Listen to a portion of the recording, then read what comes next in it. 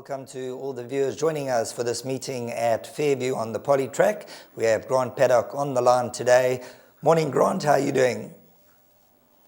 Morning, Sheldon. All good down this side. Thank you, man. Let's get straight into race number 1, where Red Centre is the favourite from Vuvuzela Amlilo. Point us in the right direction, race number 1. Sheldon, tricky kind of a race. I am a bit concerned about Red Centre. I must be honest with you. Not because it's fillies against the boys, but she had one run on the Poly and she got beaten 50 lengths. Obviously didn't take to the surface, so punters must please be very careful with regards to that one. I have gone for Vuvuzela Mlilo. I think it's a bit of a jockey strike to get Richard on this boy. He's holding form. With Bella's first wave also holding form as well as Joe Harmon, the professional maiden. Tricky kind of a race. I think the favourite can get beaten here. I've gone 2, 6, 7 and 13. Excellent. As we move on to race number 2, where number 1, Can't Catch Me from KwaZulu-Natal makes the local debut. Also had quite a big reputation this side of the neck of the woods. How's this horse doing that side? Have you heard any word about it? Yeah, there has been a bit of talk. Sheldon, for this horse, has probably found the right kind of a race to start it off in town with the form is there. But normally these Durban horses take a run or two, so hunters have got to be careful. Aphrodite has been his second favourite, and I see there's been not much support for it, but it's been supported in his first 2 runs and didn't really shine. I don't like this post-race distress and tired, bled, suspended. So that's also looks like it's got issues. But Can't Catch Me probably found the right kind of a race. So 1, 3, 10 and 6 for myself. What about a horse like number 2, Egret? A little bit disappointing locally? Very disappointing first time out. I made her an absolute blinder. She never raised the gallop. She was back. She never raised the gallop. I see she was examined to find normal. But drawn out at 16 on the 1300 Poly, she's going to have it all to do. She's also coming back from a 50-day break, so probably going to need it. She's quite a big girl. I think they do prefer the one horse. Right, let's move on to race number 3. And in the third race, number 1, Bonnaroo is around about 2 to 1. Number 2, Dreamscape, 7 to 1, and then 10 to 1 about Splash of Green. I thought Splash of Green could be a little bit of value in this type of contest. Where do you rate her in the pecking order, Grant? Yeah, she's got a bit of a chance, but she's going to have to improve on that last run. It was a very weak field that she ran in, a very, very weak field for that matter, and she still got beaten 6.2 lengths. Once again, this is a very moderate novice plate. Bonnaroo looks the right horse, but drawn out at 12 and slow into stride a couple of starts, and unfortunately on the PE Poly, you slow into stride, that's pretty much you done from a 12 draw. She'll have to follow a lot of horses on, but I did watch her first run. It was a very, very good run. She only got beaten half a length. She'd probably come on for that. She's seen the Poly as well. So she's probably the horse to beat according to the betting and the form. The rest of the field are very moderate. I did hear a little bit for this horse, ready to fly a first run for the Michelin yard. I see they've added the blinkers. I spoke to the yard and says putting up good work. Winter Journey back on the Poly has to be respected, but unfortunately he's got a 14 draw. I've gone with Bonnaroo, Dreamscape, the 10 horse Winter Journey, and I Like It Hot also comes out of the same form line as Bonnaroo. It'll take us on to race number 4, which will be number 2, Stay the Course, 4 to 1, and number 6, Open Secret, both trading at 4 to 1. Just looking at the betting market, I think they could be spot on, a very wide open contest. Yeah, very wide open, Sheldon. Difficult kind of a race. This filly, Open Secret, I see she's joint favourite. She's a very nice filly, big girl, and she finishes her races off well.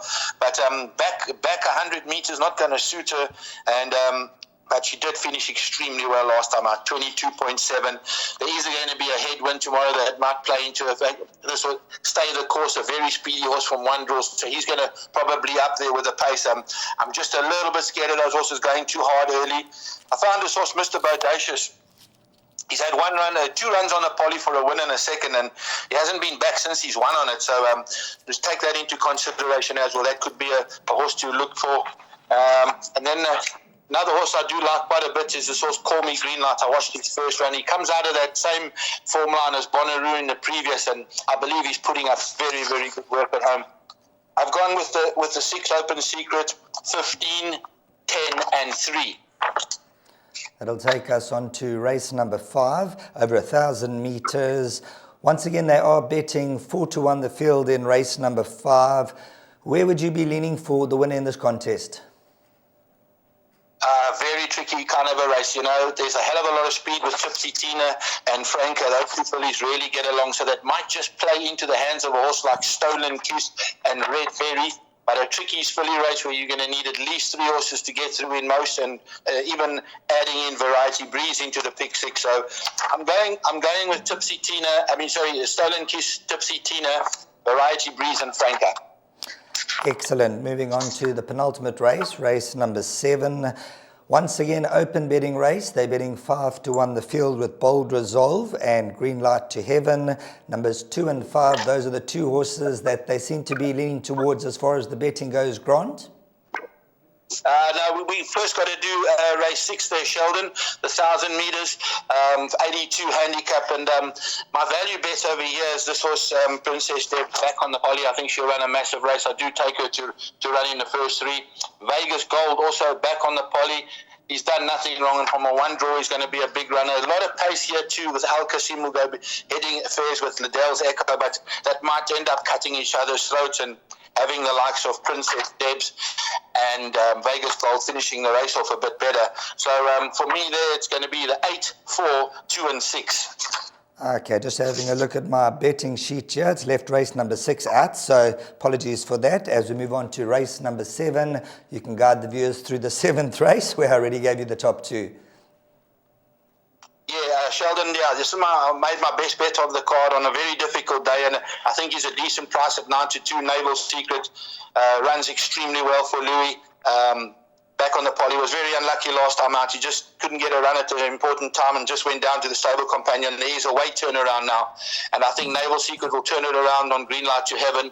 Bold Resolve back to 1,300 might be a furlong short for him, but he'll be running on very strongly. The headwind will help him, and so too with Captain Mariska. But I make us a boat race between the 6 and the 5 with my best bet on the card, Naval Secret. Ending off the meeting is a 1,600 meter event. Number 2, Spirit of Silvano at 3-1, and then Alinga Longa is trading at 5-1. You can get 7-1 and better the rest of the field.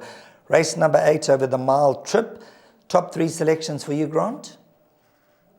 Yeah, difficult race again to finish off the day.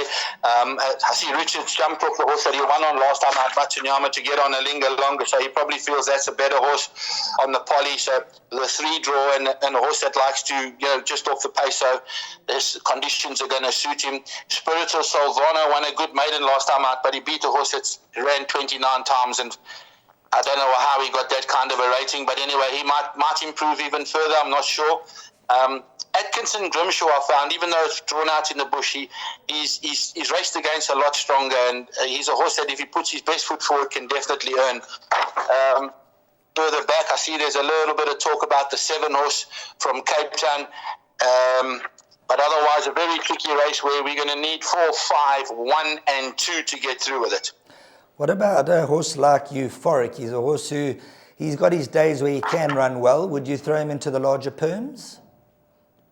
He's got to start finding some kind of a form. He's getting beaten 5 lengths, 3 lengths, and in weaker races than this, I think he'll have to up his game a little bit here too. Stable's been a bit quiet, so he'll have to up his game.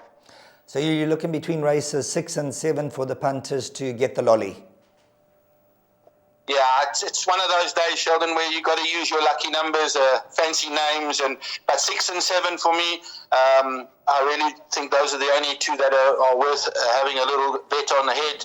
And as I say, my suggested multiple is race 7, number 6 to win, on to race 6, number 4 to place. A very, very tricky card.